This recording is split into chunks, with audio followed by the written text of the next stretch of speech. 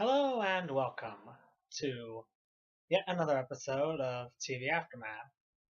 I will be your host. I am part of the Media Misfits. My name is Luke, and for today's episode, we are coming live from my dorm room. I just moved off to college, as you can see. Got myself everything I need books, DVDs, and and and this is basically like one of the last night before classes really begin. So I thought I would enjoy myself for just a teeny little bit by looking at The Walking Dead. Oh, and just last thing, got all my posters back here, and Jeremy, if you're watching this, got the Blue Exorcist poster we got together. Hope you like it. And of course, also Assassin's Creed, a couple of them, and Justice League, and a few up there. You probably can't see them, but there's one for Star Trek Into Darkness, World War C, and G.I. Joe. And of course, books, manga, DVDs. But as the title suggests, today we are looking at a series that is very close and near to my heart, The Walking Dead. My God, do I love this series. This is a series that I really do love, and as a special treat, I decided that after viewing Jeremy's TV Aftermath for the show, what was it called again?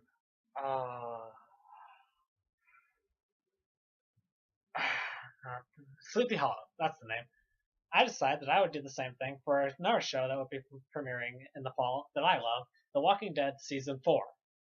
Now, as a special treat, in preparation for it, and partially to help me, I am going to be rewatching all the seasons of The Walking Dead, seasons 1, 2, and 3, which I have on DVD with me here, and I will be doing a special recaps for the entire seasons, just as quick catcher ups, and giving my general opinion on the seasons themselves. Probably season 1 since is just 6 episodes, so this one video is going to suffice for all of it. Season 2, I'm planning to split into 2 parts because you pretty much can between the first 7 episodes and the second 6 episodes. And season 3 I actually have not seen because I had Dish Network, and so I missed. And so because AMC went off of Dish Network for a while because of some stupid thing that I don't know what happened, of course Dish lost AMC for a while, and so I missed season 3 while it came out. So it's going to be a real treat for me to finally see that, and then eventually get back into the game when season 4 comes out. But today we of course are here to talk about season 1 of The Walking Dead. And wow, is it a strong start. It is a very strong first season, despite the fact that it is only 6 episodes long. But it does a lot of things really right. The first episode gets your attention. The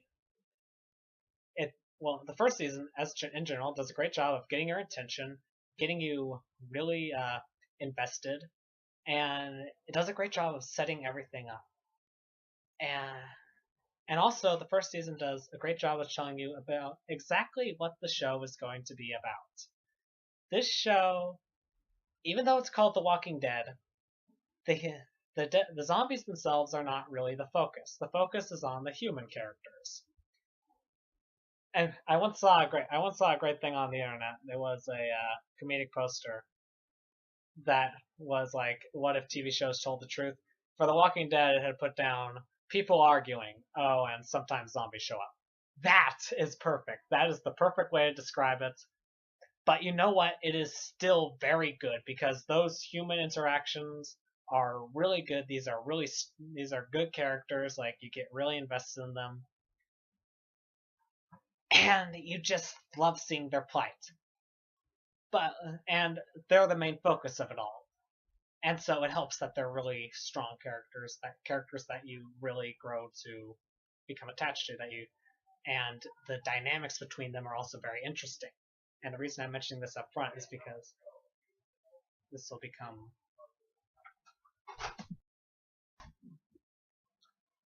sorry about that. My roommate came in, and well, just wanted to talk and whatnot. Introduced me to a friend of his. So yeah, there's gonna be a cut in the video probably right there. Gonna have to edit it together. Work. Look at my lazy ass complaining because I gotta edit, because I gotta put together two video clips. But whatever, we'll move on. Anyway, The Walking Dead, I will say, is my definition. As I was saying, like, I'll be going through all this, and then of course I'll do TV aftermath for each episode for season 4 when that comes out. But first, we're going to do the season 1 recap. Walking Dead is my definition of a series that has a plot that has been done to death, the zombie apocalypse, which, if you ask me, has been done so many times that it is becoming practically overdone. Like, it is almost oversaturated, I would argue. But execution is everything. Good execution can take something that is like relatively cliched or relatively generic or something that we've seen before and make it incredible. Or like even something that's relatively like nothing, like out of nothing.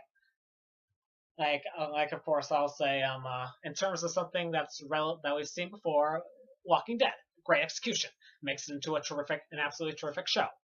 And in terms of something where it's like that's absolutely nothing, I'll say the anime Watamote, which is like practically nothing, but the execution is so strong that you forget that. You forgive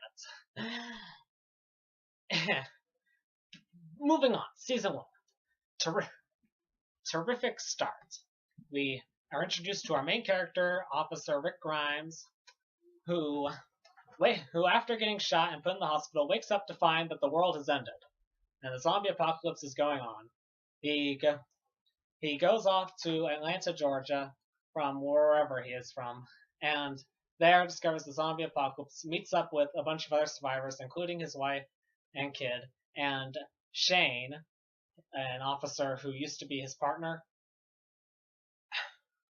and was hooking up with his wife when she thought he was dead for like I don't know how long, but I don't know how long he was in that hospital. It's kind of vague. But moving on, and from there, the character interactions basically take over. There of course is like the initial scene going into Atlanta. He brought like a whole bunch of guns with him or whatnot, like because he wanted to be safe and whatnot, and like left him there. So of course, left him there in the emergency. Meets up with the other survivors. One of them, I forget his name, Merle. He gets left behind, chained to a pipe. I know it's because this will become important later on because he will come back. And of course, Merle's younger brother back at the campsite outside the city where all the survivors are, Daryl, who I'm pretty sure is an original character for the TV show. I think he is. I do have the comics. I haven't read them. I haven't gotten around to reading them. Well, like I have like the huge big compendium. Yeah, that's what it's called. Volume 1, which is like the first 48 volumes of the comic or something like that. And like I've skimmed through it. And, like just looking at that, it seems like it'll take me up to about season 3. Just like in terms of content in there. And I'm pretty sure Daryl is a character who's original to the show. I'm not sure. Correct me if I'm wrong. But yeah, and of course they go back to it. Go back to the city because Daryl wants to save his brother. Find that Merle's missing. They get back the guns that were lost there, and when they come back to the campsite, they find that it's been attacked by not zombies, because that would be the Z word. They call them walkers. And the walkers attack the campsite. People die, and someone gets bitten. So they decide to head back once again into Atlanta to the CDC, the Center for Disease Control facility there, to see if they can find like some kind of cure or whatnot. Guy dies on the way there, or like he gets Sorry for that again. That time it was my own stupidity.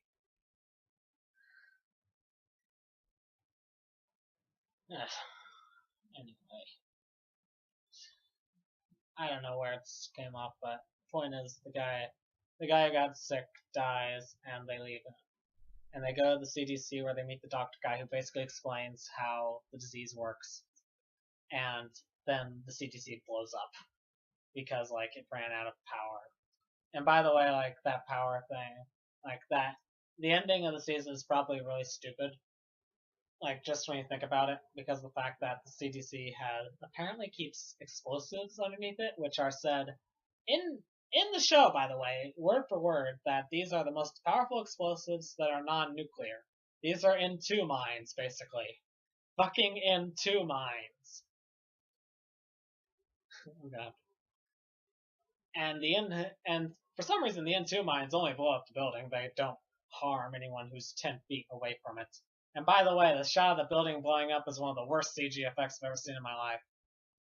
Speaking of bad CG, there's like I remember there were like two instances when I was watching the the pilot episode where there was like really fake looking CG blood on the screen, but it was like only for each time it was only for like a second on screen, so I'll forgive it. Every other time the effects are pretty good. The makeup on the walkers is pretty good. Like they did a really good job with that. In general, the effects of the show are pretty good. The music is relatively sparse, but when there, it works fine. Actors, of course, they all do a pretty good job.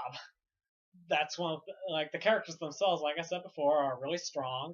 And well, one thing I noticed not even when I was watching this, and just like when I was thinking about like rewatching this, I realized that looking back on what I had seen before, there isn't all that much plot when you think about it. Like for the most part, they stay stagnant in one particular area. Like in season one, we got in season one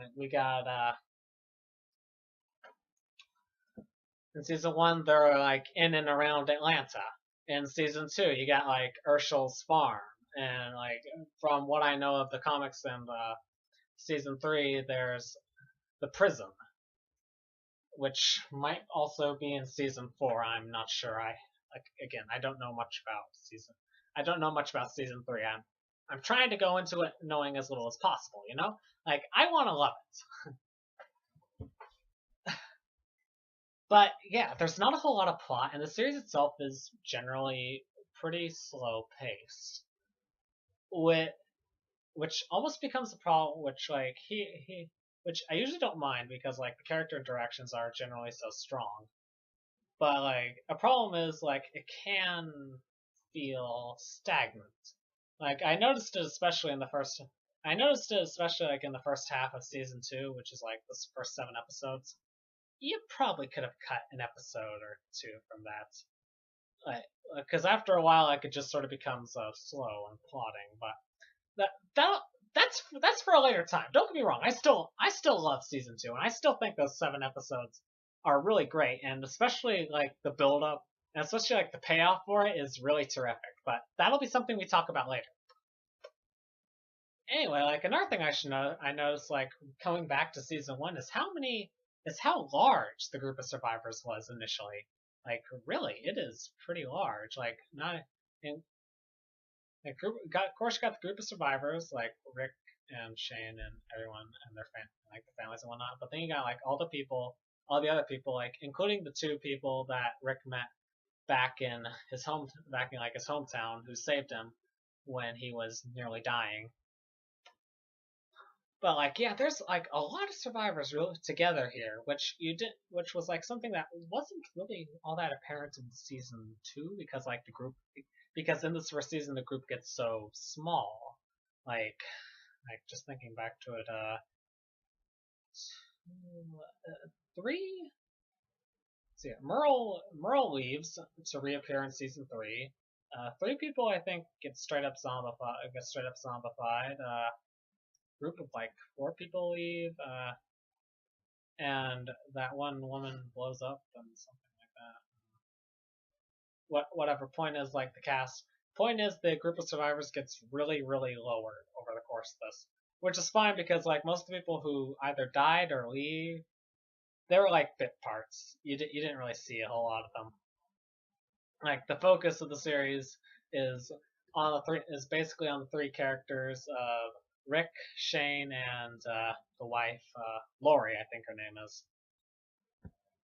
And and especially something I noticed rewatching the first season, like knowing what comes later, is that they really built up. They really did a great job of building up the potential of the conflict between Rick and Shane. Like, you can even see it back here.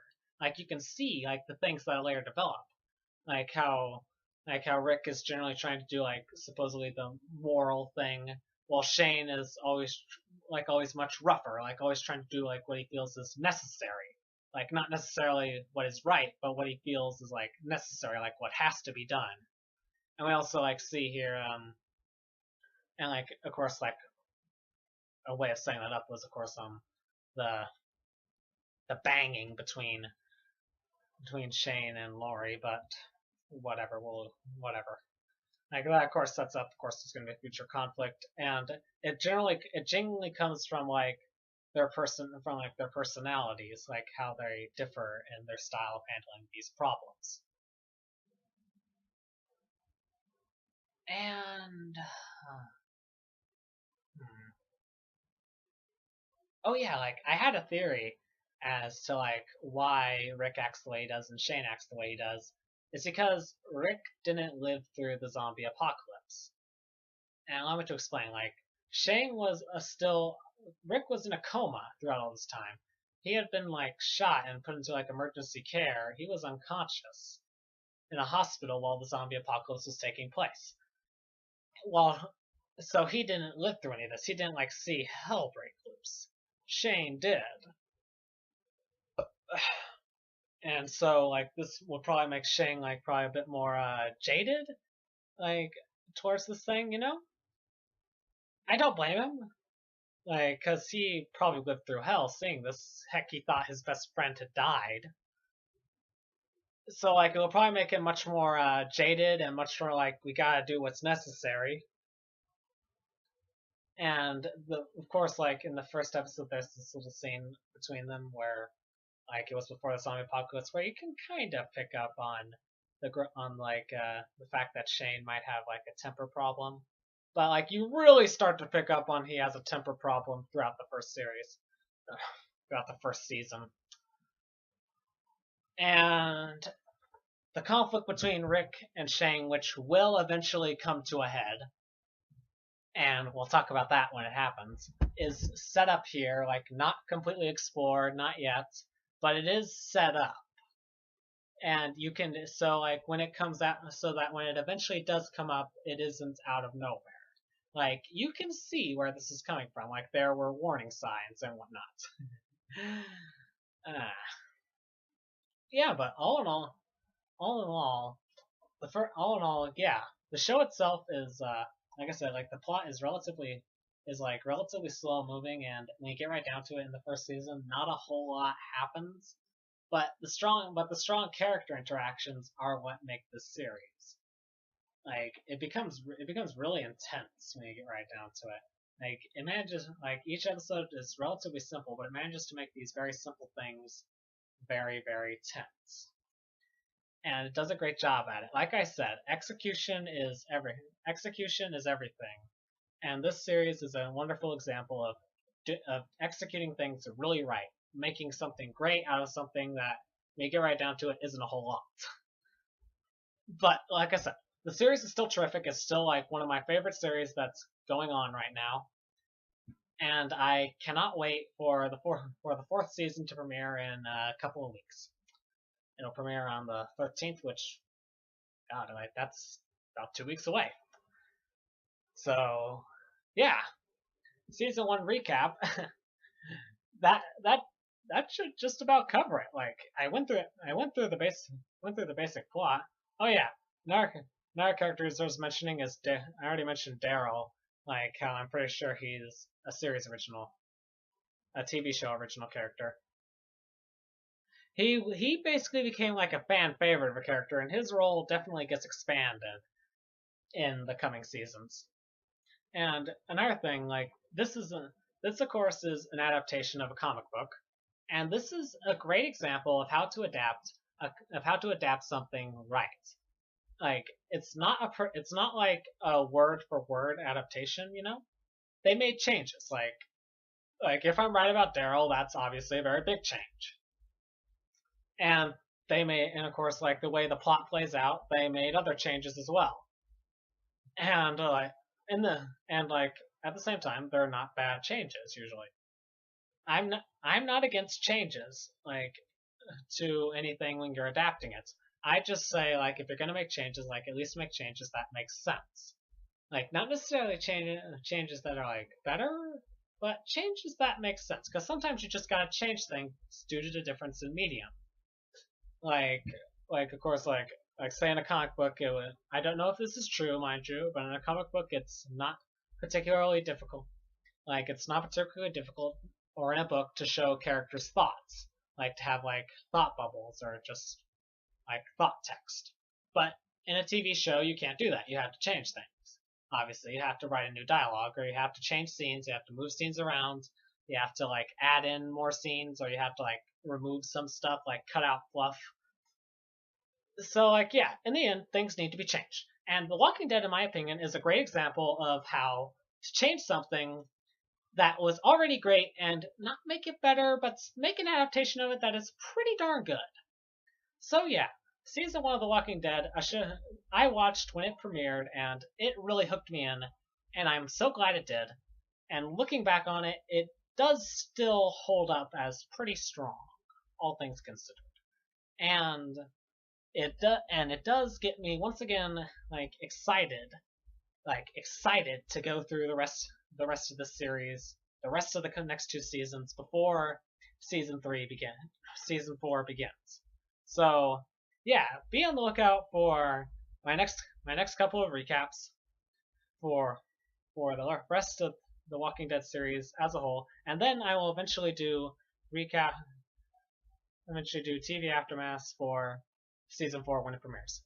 Until then, I am Luke Barg. I am Luke. I am a member of the Media Misfits. My information is down below in the description. And if you like this video, please like, comment, and subscribe, and come back for the rest of our content. Until then, see ya.